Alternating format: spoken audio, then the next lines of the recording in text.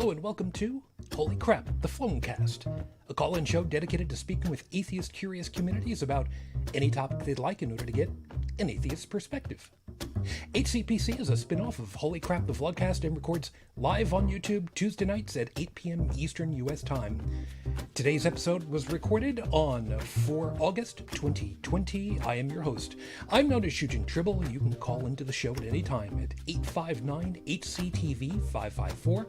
That is 859-4288-554 for today's overall theme. Today, I'm going to be talking about parenting from an atheist perspective, but if you'd like to discuss any topic, feel free to interrupt me at any time during the show.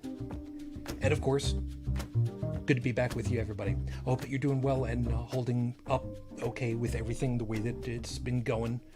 Lord knows, with everything, it's been a little bit difficult for a lot of us trying to cope with everything. So if you're having a little bit of a hard time of it, I get it, I understand, and we'll see what we can do to kind of help you out as we go along with this all. So, like I said, for tonight's episode, I'm going to be talking about parenting from an atheist's perspective, and there are a lot of times where folks might think that it's simply impossible for an atheist to have the necessary moral guidance, the moral compass, the moral fortitude. Sure, let's go with that, in order to be an acceptable parent. And there are times when that happens, and it doesn't matter if someone is theist or atheist or anywhere in between. I know that's not really that much of a possibility, but I mean, you cover all bases for a second. Anyway, so being that I am an atheist and I was brought up Roman Catholic, there are certain things that I remember that I made sure that I did not do once I had a kid. There are certain things that I had a hard time trying to justify for myself, and there were a number of things that I tried to figure out what should I do with some of this stuff. And there are a couple of pieces that it is what it is. Considering that I've got a kid who is going into college at this point, I think I've done reasonably well for myself and for my kid. So, good on us for that. So let's start off with the easiest piece. When you're growing up Roman Catholic, as I did, it is generally speaking that, you grow up pretty much doing whatever it is that you're going to do, as grade school, high school. And for the most part, as a Roman Catholic, every day was pretty much every other day until you got to the weekend. And then it was, it really depended as to what it was that you were doing at that point.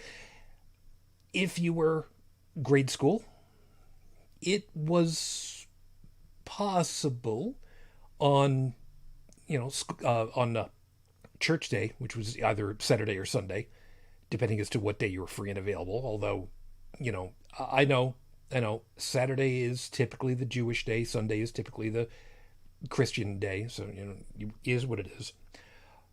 There's also the Wednesdays, but that's the older Catholics. What are you going to do? But when you are a kid, it is not entirely surprising for you to go to outside of the church itself, so that you're not with the services, you're in occasionally the attached school, because there are a number of religious schools that have, churches that have schools attached to them, I should say. Sorry about that. Getting myself all confused. So where I went to church, yes, there was an associated school that went along with it, and they covered, if memory serves, K through 12, if I remember correctly. It's been an exceedingly long time, but be that as it may. But they would have education, religious education, catechism is what it was called. I know it's a weird word for it. I've never understood why, but catechism for, the kids, so that you'd be able to learn whatever it was that the church wanted to teach you away from the parents so that you didn't have kids, wanting to run around and scream and whatnot who were of age who could be taught. You're a baby and there's not much you can do about it. But, you hit 6, 5, yeah, you don't necessarily need to stay and you're going to be fidgeting the whole time. So let's just give the kids somewhere to be where they can semi play, semi get taught. Yeah, it's, after the fact, it's a little, how do I put this? It's a little creepy to think about it all these years later. But in any case,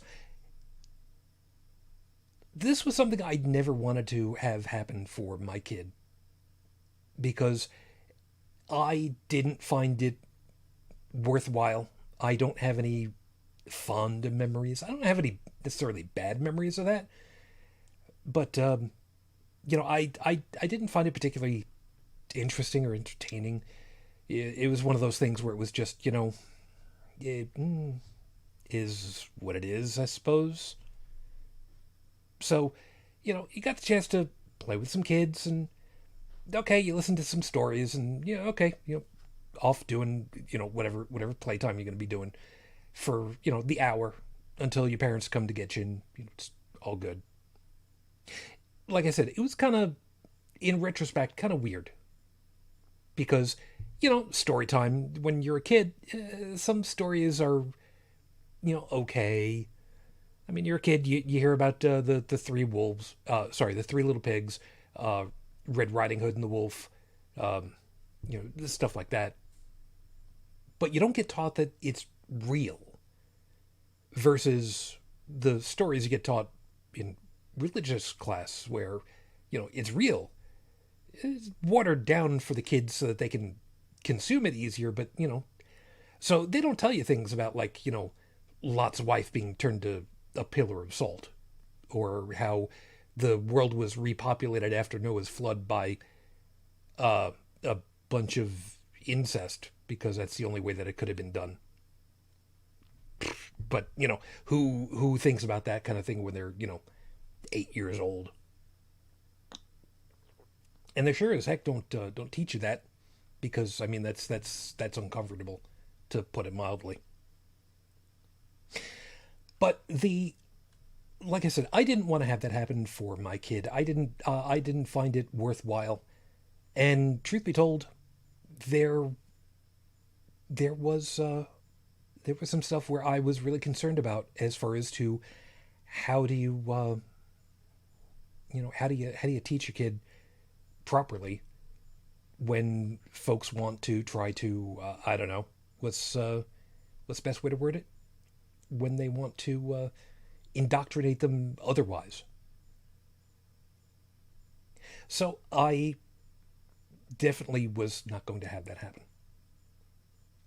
Where I ended up having some truly bad memories was, I forget how long it was that we went there, but my brothers and I, when we were growing up, we went to a vacation Bible camp for a couple of days. Like I said, I don't remember if it was just a couple of days or if it was a week. It wasn't a sleepaway kind of thing. We were taken out there by our parent, well, mom, and picked up at the end of the day during the summer. And I remember that it was very, even for me at the preteen age. I forget how old we were. Like I said, it was kind of creepy in its own right. It was very much a rictus grin kind of situation with the people running it, where you saw that they were smiling, but something's wrong with that smile. It's not quite right, and the way that they behaved was not always really in concert with the way that they with the fact that they were smiling, but it kind of matched with the fact that their smile was weird and off. It is again, it was another one of those moments where I don't really have memories directly of it. I've got them in my head somewhere, obviously, but I just remember that it was just not fun. It was very disconcerting, to put it mildly. And it was definitely not Roman Catholic run. It was some Christian offshoot. I have no idea what kind. But again, it's another one of these things where no, my kid is most definitely not going to be doing that. Definitely not going to be doing that. I mean, kids these days, well, I mean, kids any era, any age, are going to have enough to deal with that I don't want to add to it. So I tried very desperately not to. So for me growing up, these were a couple of items that I wanted to make sure that I was not going to have to, well, my kid was never going to have to deal with that. And fortunately, never did. Now, the ideas to how to educate my kid came down to me almost exclusively. Unfortunately, my wife passed when our kid was about 2.5 years old. So I had the lion's share, if you will, of figuring out how to deal with, how to teach, how to help grow, how to support, how to nurture, and I think I did a pretty okay job. There are areas that I easily could have done better with, and there's areas where I think I did pretty okay. And I'm very happy for one. I'm very proud for one item in particular. Even from the youngest, my little one was taught a very, very important rule. More important, believe it or not, than don't ever lie to me. That was important. It will continue to be important. But there was one that I taught where it was literally rule number one.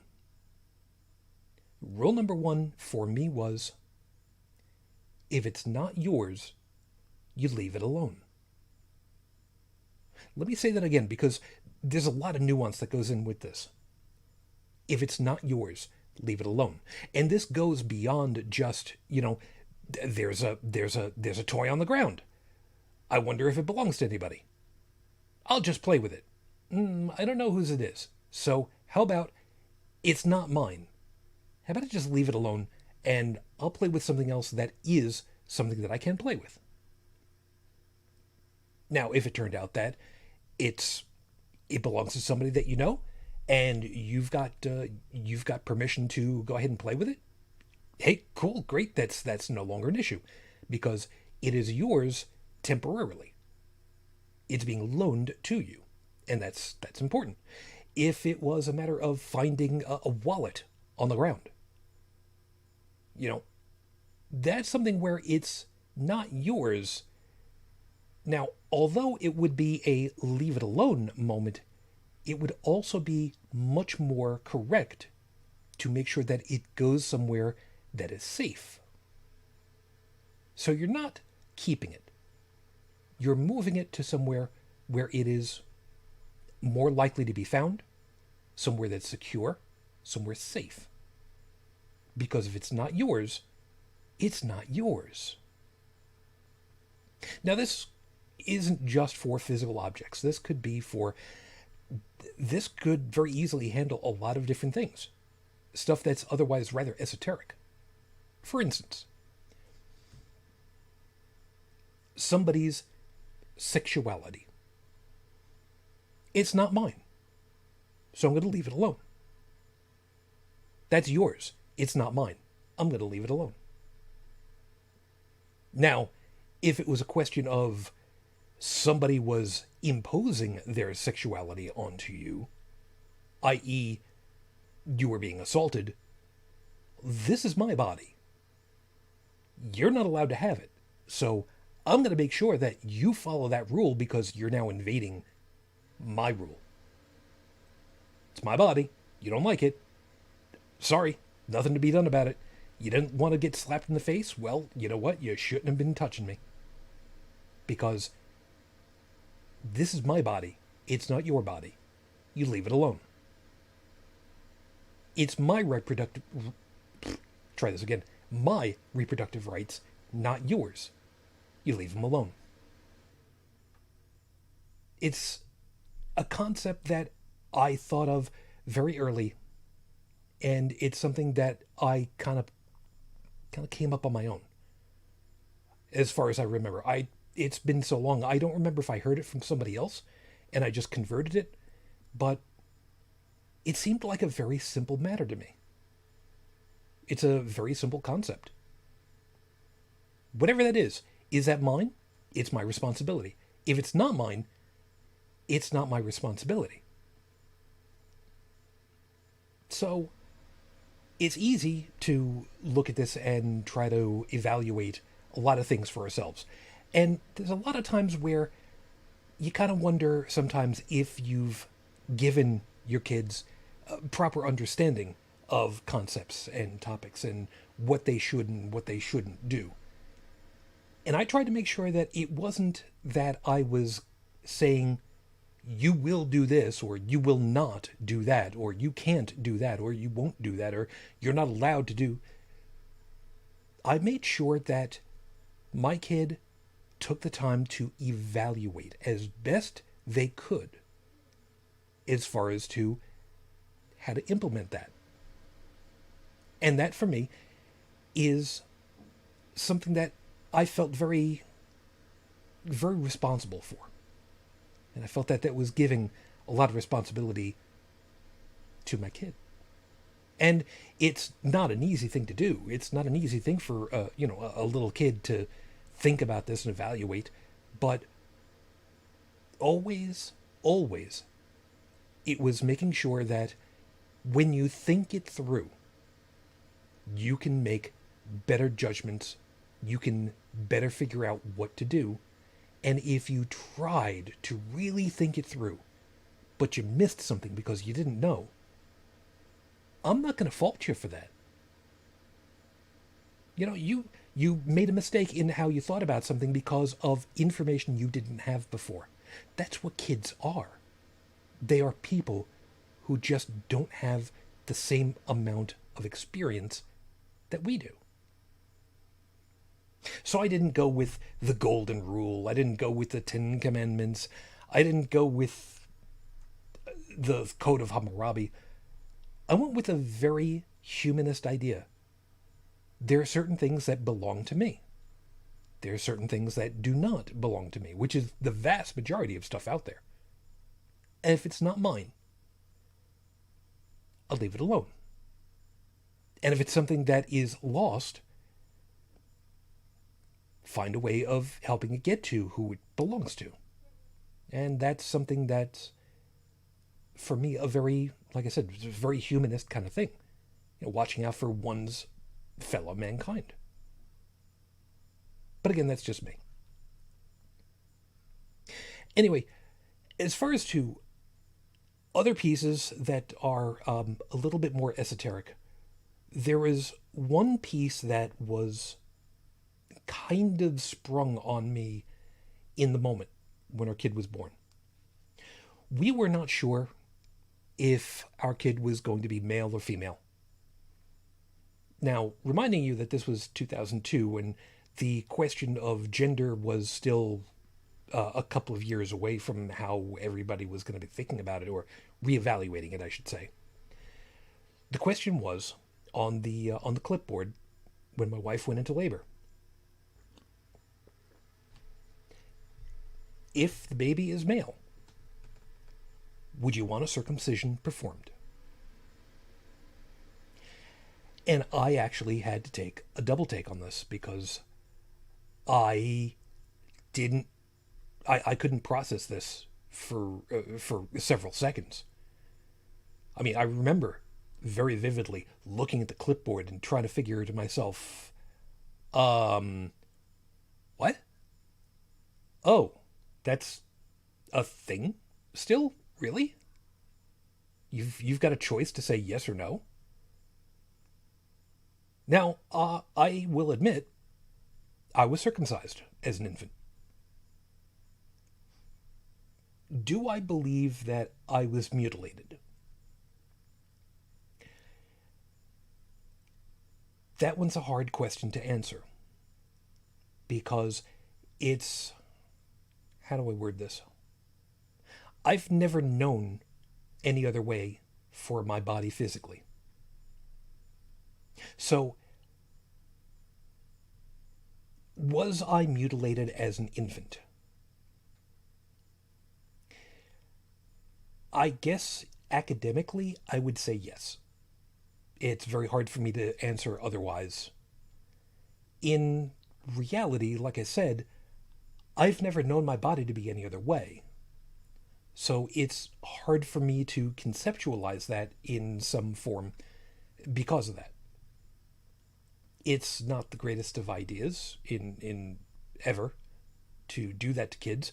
I don't recommend it. And as a matter of fact, I very quickly had to think to myself, what do I do? The first moments of this new life coming into the world, I have this very first responsibility to them as a separate living entity. What do I do? And I actually had to think about this very quickly. And I thought about it really, really hard, really quickly. And what came to me, fortunately, relatively quickly, in a couple of seconds, and trust me, it did not come easily to me. The thing that came to me was, this is a new life. This is a new person. We, my wife and I, we are the stewards of this new life.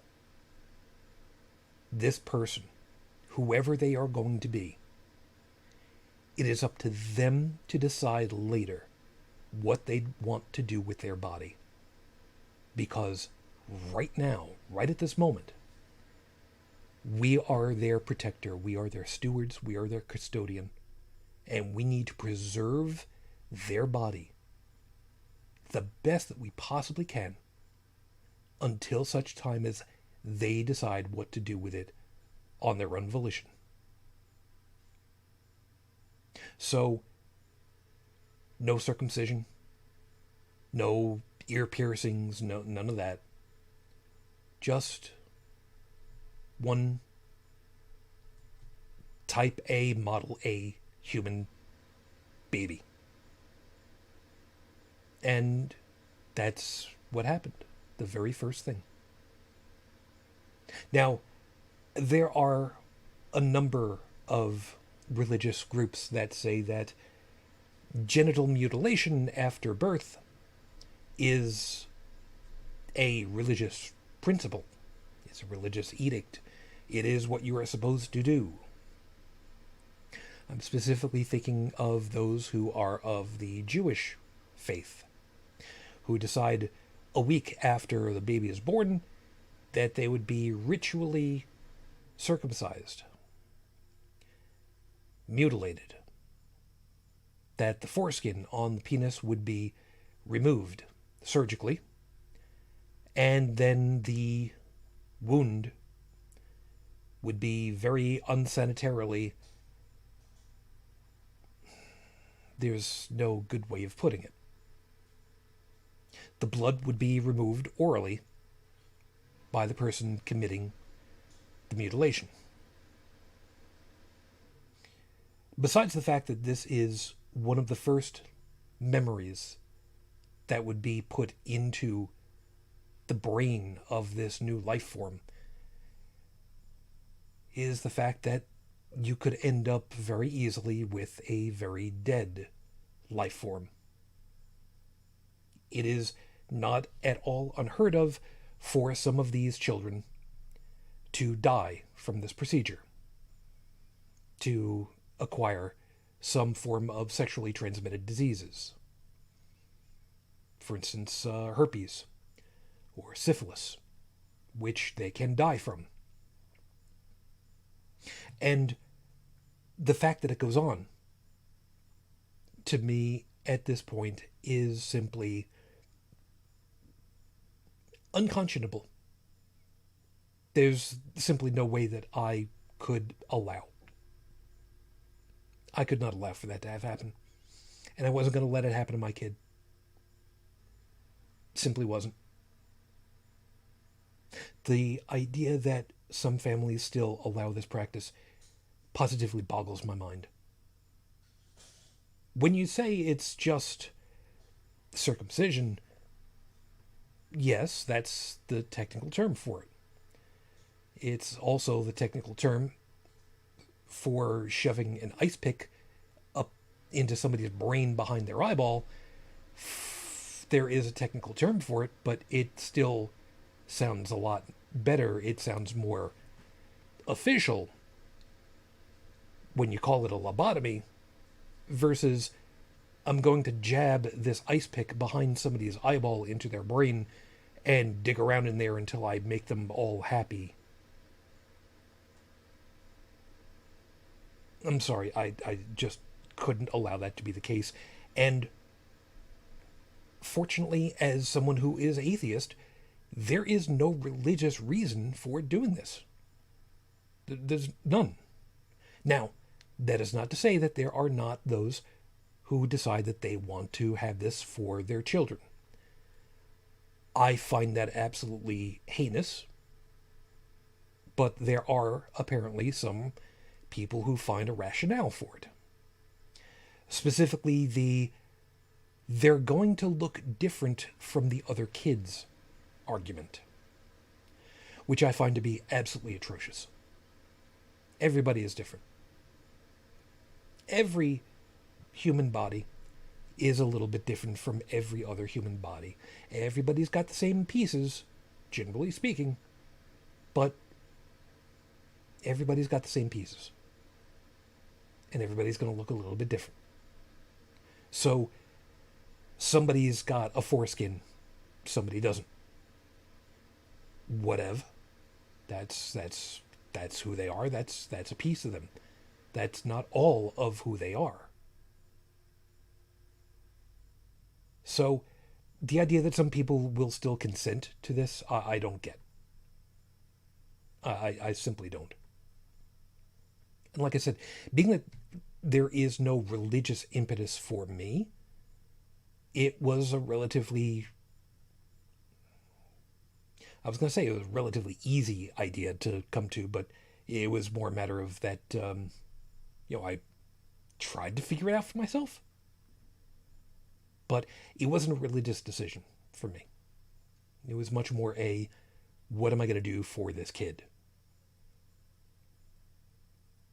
In any case. So, growing up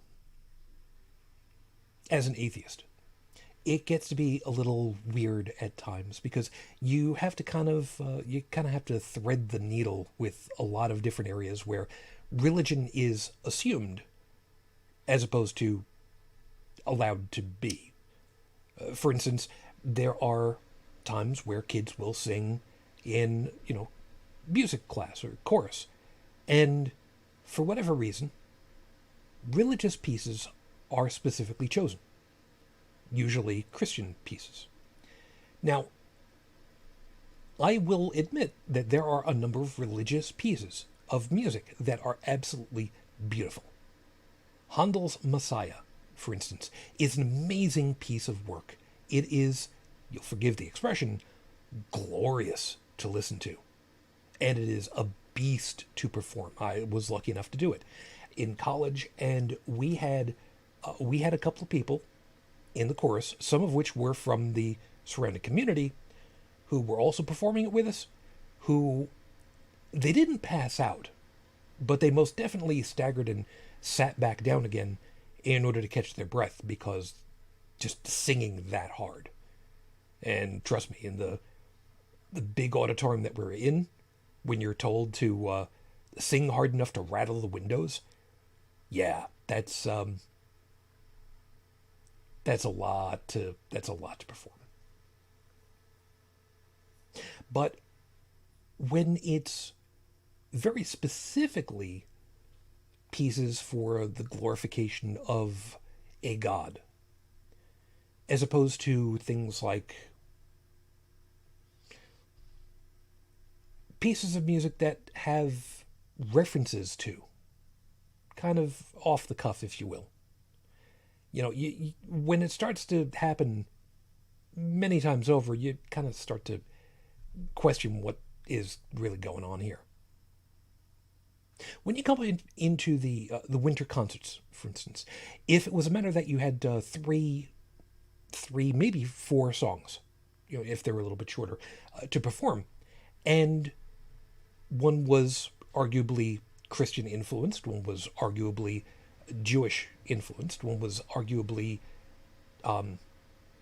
African American influenced, or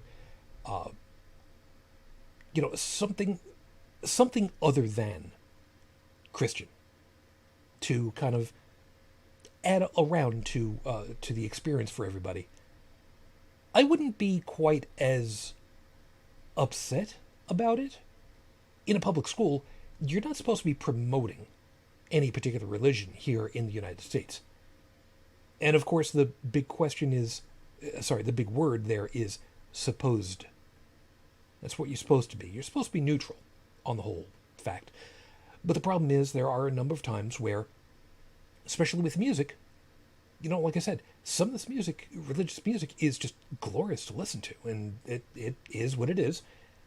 But there are plenty of other pieces, especially that are pre-1920s, I forget what year exactly, where the music is simply public domain. You can use it all you want. Now, admittedly, when I was growing up in the 70s and 80s, the copyright was, you had to be worried about it a lot. And I never really thought about it. There were certain things that we kind of got away with, I guess you could say, by, instead of getting official copies of music, we reverse engineered music and we wrote it out ourselves. Which I don't know that that's necessarily wrong or right. But, there are certain pieces of music where you're not really supposed to perform it unless you get permission. Usually. But like I said, you reverse engineer something, certain things you can get away with, but be that as it may. So the idea that there are plenty of songs that are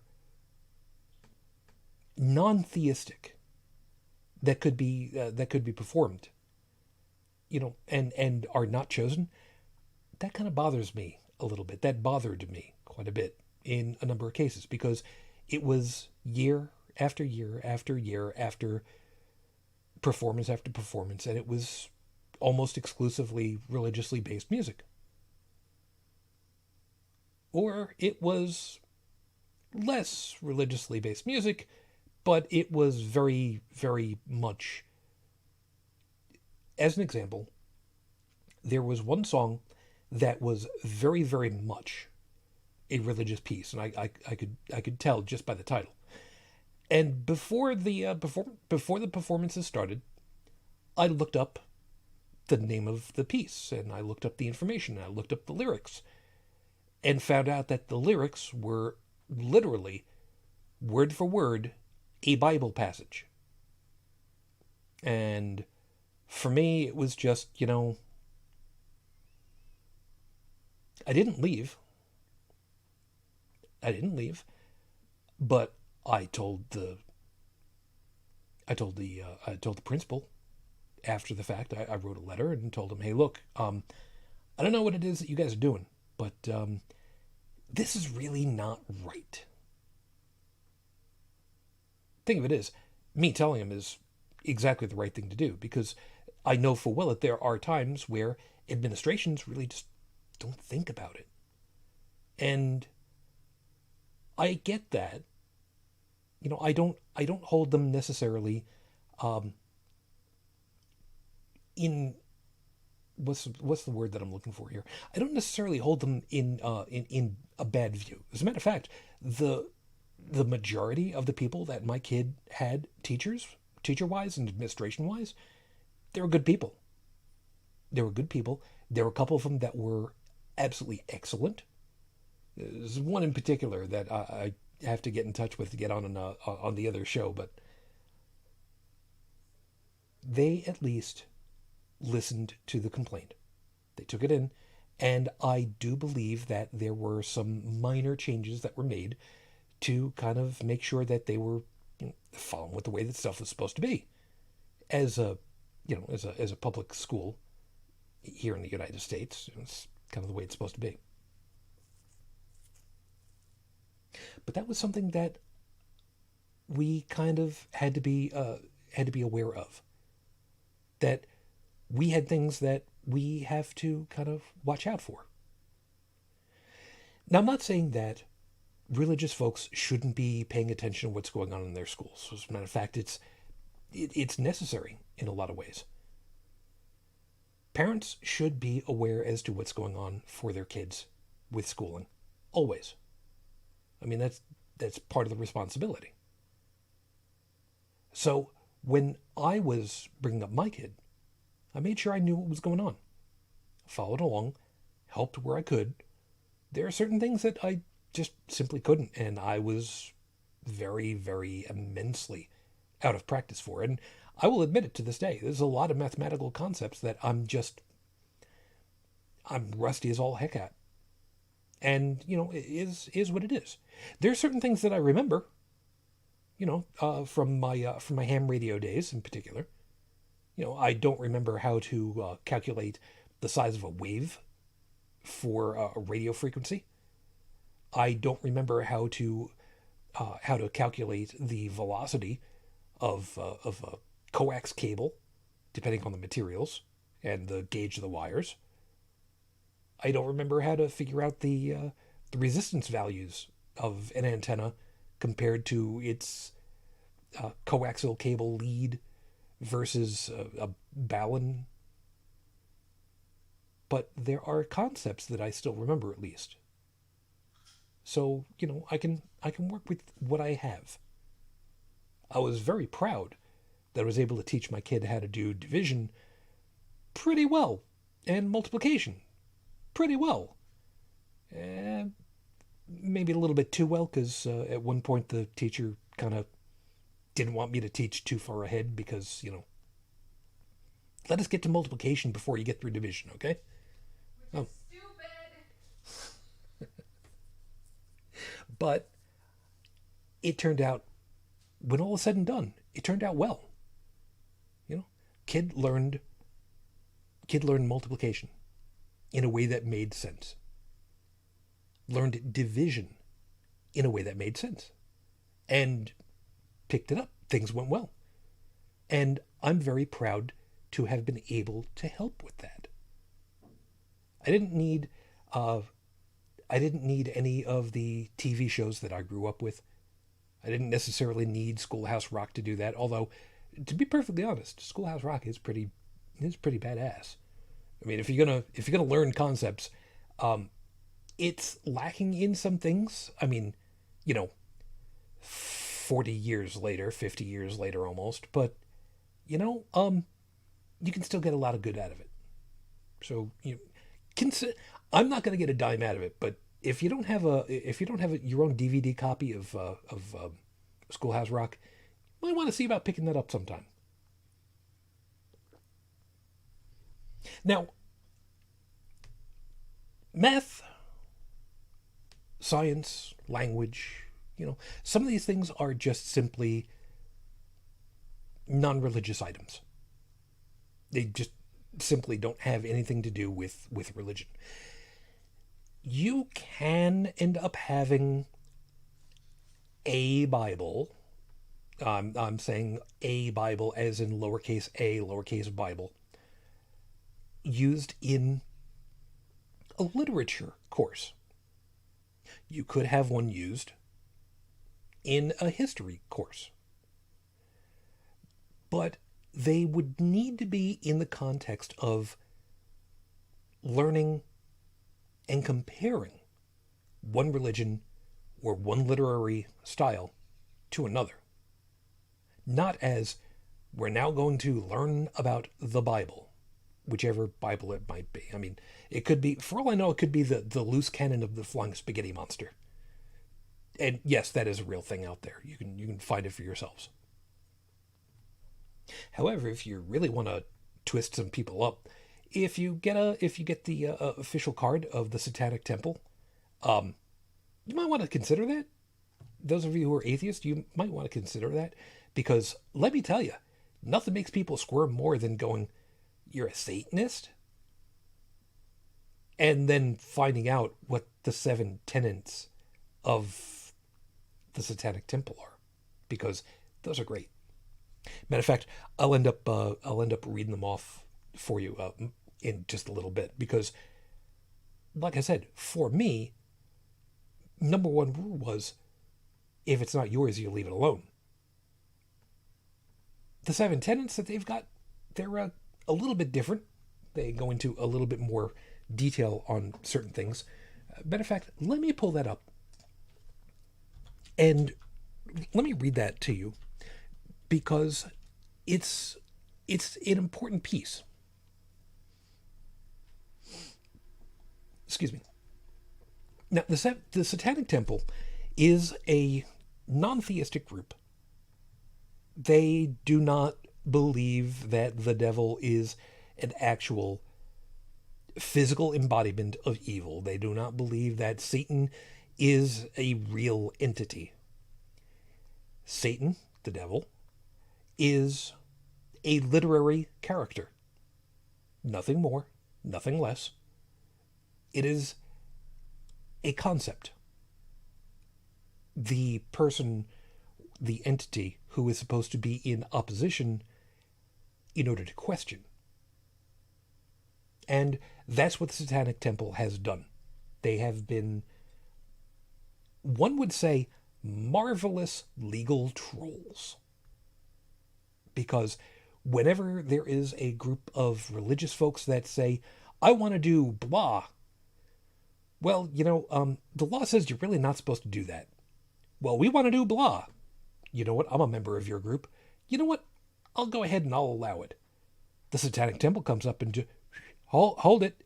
If they get to do that, we, being that we are we are a religious group ourselves, we would like to do that too.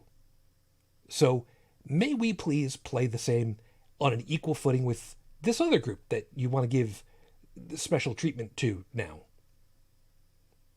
Suddenly, they're put in the position of allowing the Satanic Temple to do exactly the same thing, or they play favoritism, or they completely shut down the special treatment for all, which is usually what ends up happening, because nobody wants to side with the Satanic Temple, because, the Satanic Temple is evil, right?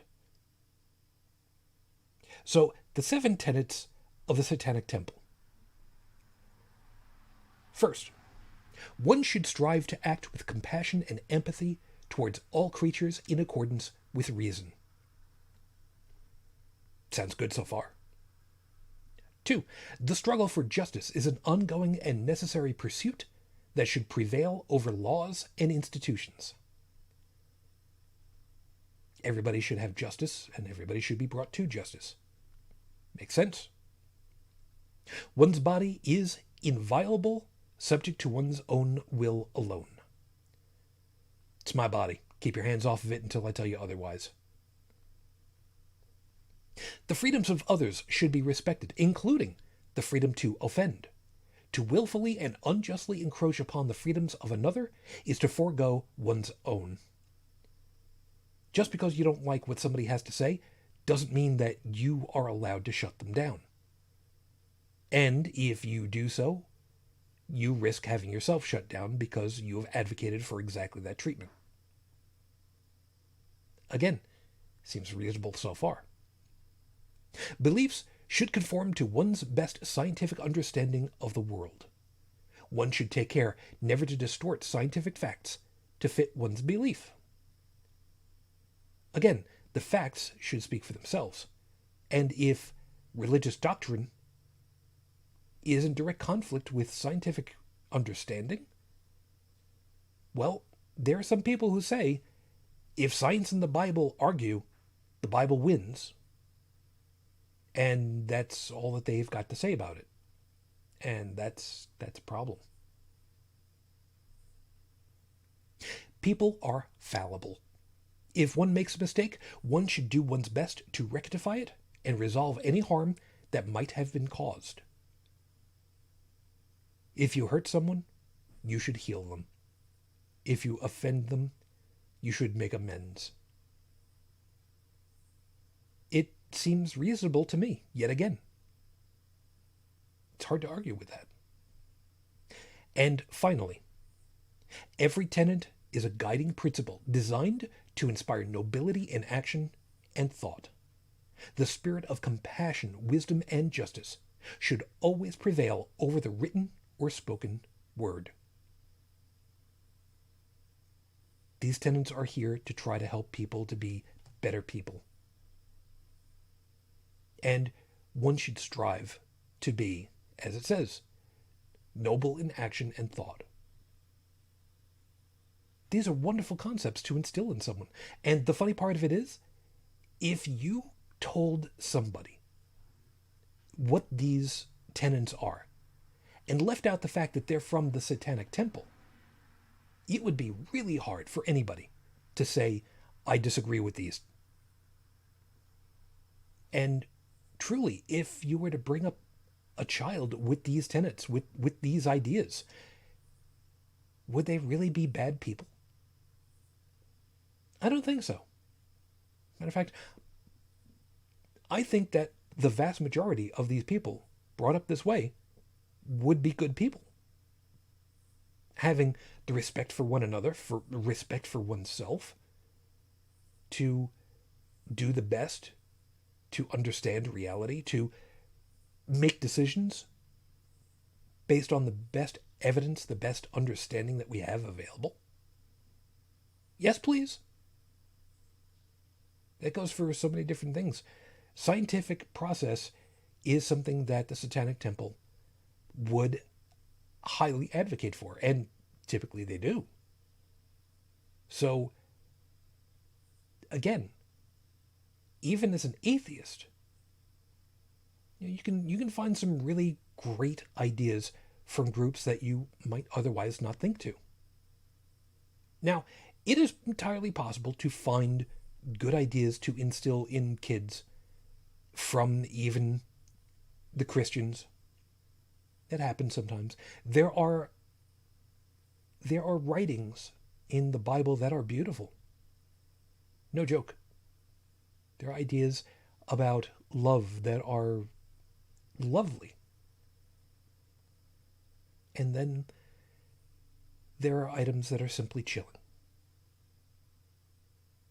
There is a section specifically about children. What parents should be doing with children who are more than a handful, shall we say, that are disobedient.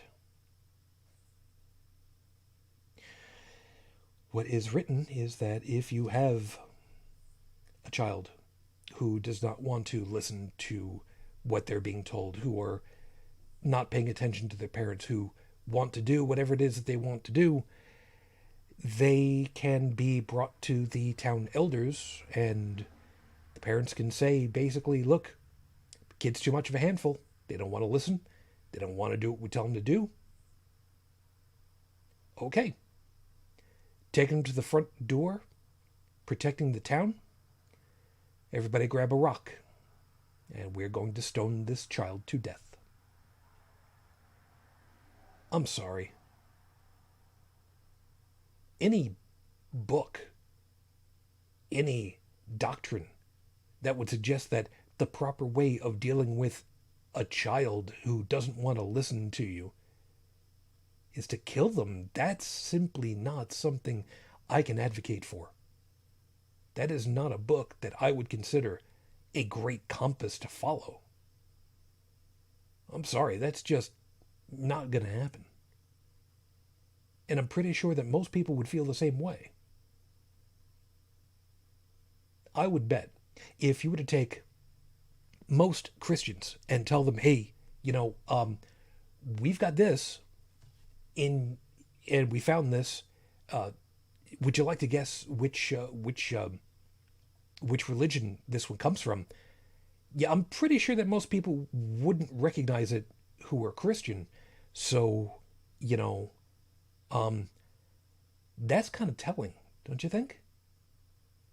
It's one of those things where if you were to actually read what's in the Bible to someone who is supposed to be following the Bible, I'm pretty sure a lot of them would go, "Well, where does that come from? Is that Muslim?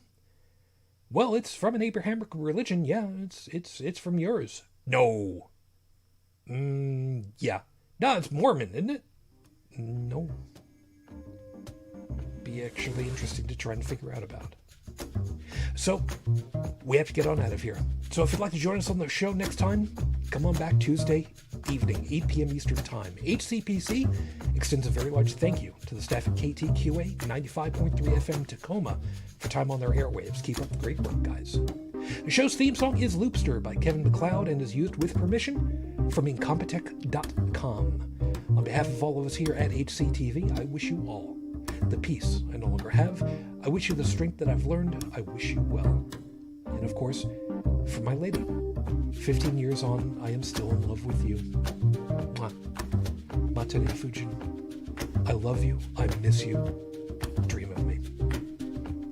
So, until our next conversation, good night.